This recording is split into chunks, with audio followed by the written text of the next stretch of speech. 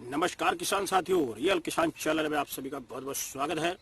तो किसान साथियों, जो आज बात करने वाले हैं वो बैंगन के बांझपन रोग के ऊपर बात करने वाले हैं कि जो बैंगन का बांझपन रोग है वो किस तरीके से जो है आता है और किस तरीके से इसको खत्म करना चाहिए। तो आज जो है हम जो चर्चा करने वाले हैं वो बैंगन के बांझपन के रोग पे बात करेंगे कि इसकी पहचान क्या है और इसके आप सरल तरीके से उपाय क्या कर सकते हो। तो सबसे पहले जो इसकी पहचान होती है वो पौधे की जो पत्तियां हैं वो छोटी होने लगती हैं। पौधे की पत्तियों का छोटा होना, पौधे के फूल फल आते हैं लेकिन बहुत कम आते हैं। इक्का दुक्का आ गया तो आ गया और नहीं तो आया, और अगर फूल आ भी गया और फल बन भी गया तो वो छोटा सा होकर मर के खत्म हो जाता है, मतलब उसका कोई मतलब नहीं है। पौधे का विकास भी रुक जाता है। जो बढ़वार आप देखोगे दिन प्रतिदिन होती है पौधे की, उसमें भी आपको रुकावट देखने को मिलेगी। और पौधा जो है बड़ा तो खूब हो जाएगा, झाड़ी नुमा, लेकिन रिजल्ट कुछ नहीं होगा। बस लक्कड़ ही लक्कड़ होगी, फ्लावरिंग आएगी नहीं और वो बढ़ता ही चला जाएगा। एक जंगल की जैसे झाड़ होती है वैसे बन जाएगा। तो पौधे की ग्रोथ नहीं कह सकते उसको। उसमें पत्ते हल्के होंगे, छोटे होंगे, लक्कड़ ही लक्कड़ उसमें दिखेगी। तो ये जो है उसके पौधे। अब ये इससे बचा कैसे जा सकता है? जो बांझपन रोग है तो ये तो कुछ पहचाने बताई हैं। अब इससे बचाव क्या है? इससे जो मुख्य बचाव शुरुआती अवस्था में अगर हम कर लेते हैं तो ये बांझपन का रोग आता ही नहीं है। तो इसमें जो बड़ा फैक्टर है वो क्या है कि नर्सरी के अंदर जब आप नर्सरी डालते हो तो उस समय हमें क्या करना चाहिए, इसको बीज शोधित करके हमें इसकी बुवाई करनी चाहिए। नर्सरी के अंदर इसमें कोई ऐसा भयंकर रोग ना आ जाए जिससे उसकी तो फिर रोपाई ही नहीं करनी चाहिए। अगर नर्सरी के अंदर कोई रोग आ गया है तो फिर वो रोपाई रोक देनी चाहिए, क्योंकि आगे चल के वो नुकसान देती ही देती है। इसलिए स्वस्थ नर्सरी होनी चाहिए। ठीक, बहुत बड़ी, जैसे कि लोग क्या करते हैं कि अब खेत उनका तैयार नहीं, नर्सरी तैयार है। अब वो सोच रहे कोई बात नहीं, बैंगन का पौधा है खूब बड़ा कर लेंगे उसके बाद लगाएंगे। तो पौधे की जो रोपाई है बहुत बड़े पौधे की नहीं करनी चाहिए। 4 से 6 पत्ते जैसे ही आ जाए रोपाई कर देनी चाहिए। और उसका अगर दिनों के अंतराल में बात करें तो 30 से 40 दिन इतने की नर्सरी हमें जो है रोपाई कर देनी चाहिए। 30 से 40 दिन की उसमें हमें रोपाई। इससे ज्यादा पुरानी नर्सरी नहीं लगानी चाहिए, क्योंकि इससे ज्यादा पुरानी लगाएंगे तब भी एक बांझपन की शिकायत आने की शिकायत होती है।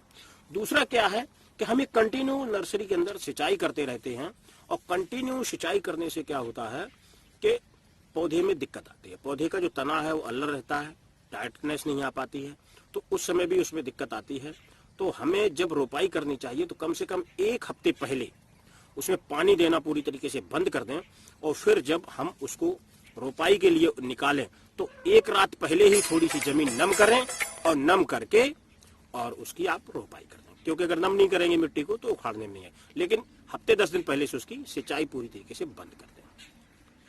एक ही कीटनाशक का, ये सबसे बड़ा बैंगन में फैक्टर आ रहा है, एक ही कीटनाशक का बार बार प्रयोग कभी भी नहीं करना।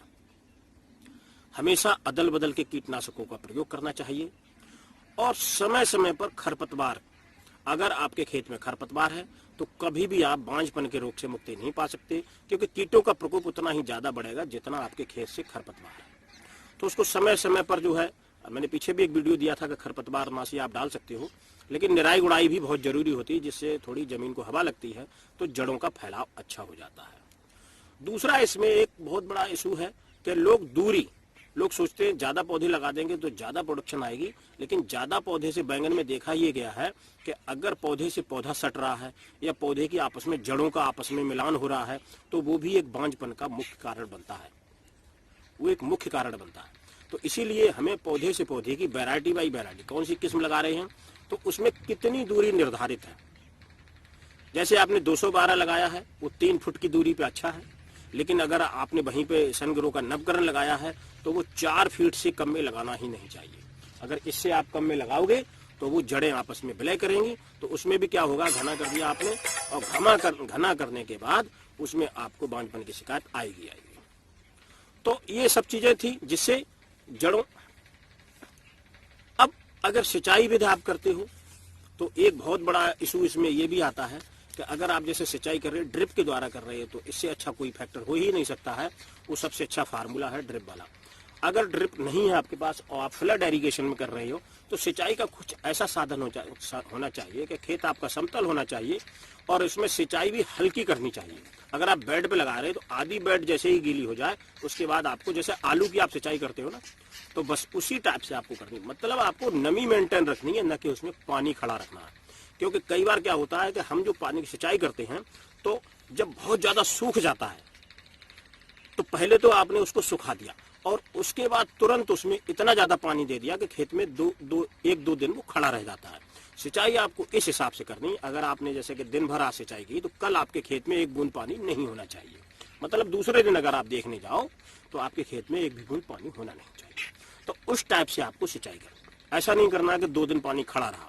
अगर खड़ा रहेगा तो पहले तो सूखने के कारण उसमें शुष्क अवस्था हो गई थी, अब उसमें इतना ज्यादा पानी दे दिया आपने कि वो खाना बनाना ही बंद कर दिया। इससे जड़ें भी गलने लगती हैं, जड़ें भी गलेंगी और बांझपन की शिकायत भी आएगी, फ्लावरिंग ड्रॉप हो जाएगी। जब फूल आएगा तो भी वो भी ड्रॉप हो जाएगा। और अगर फूल आ भी गया किसी कारण से तो जड़ों ने खाना बनाना बंद कर दिया ज्यादा सिंचाई के कारण, क्योंकि सर्द गर्म लग गया उसमें, उससे उकटा रोक दिया जाता है। तो सर्द गर्म लग गया तो उससे अब न फ्लावरिंग आने वाली है और न फ्रूटिंग। और अगर कोई फूल से फल बन भी गया तो मैच्योर ही नहीं हो पाता, वो बीच में ही वो डैमेज होने लगता है। छोटे से बैंगन में ही देखोगे टाइटनेस आ जाएगी, बीज पड़ जाएगी। तो ये कुछ सी जरूरी बातें बांझपन के रोगों को रोकने के लिए। तो किसान साथियों, अगर ये जानकारी पसंद आई हो तो ज्यादा से ज्यादा लाइक, शेयर एंड सब्सक्राइब करें। मिलते हैं अगली वीडियो। नमस्कार, धन्यवाद।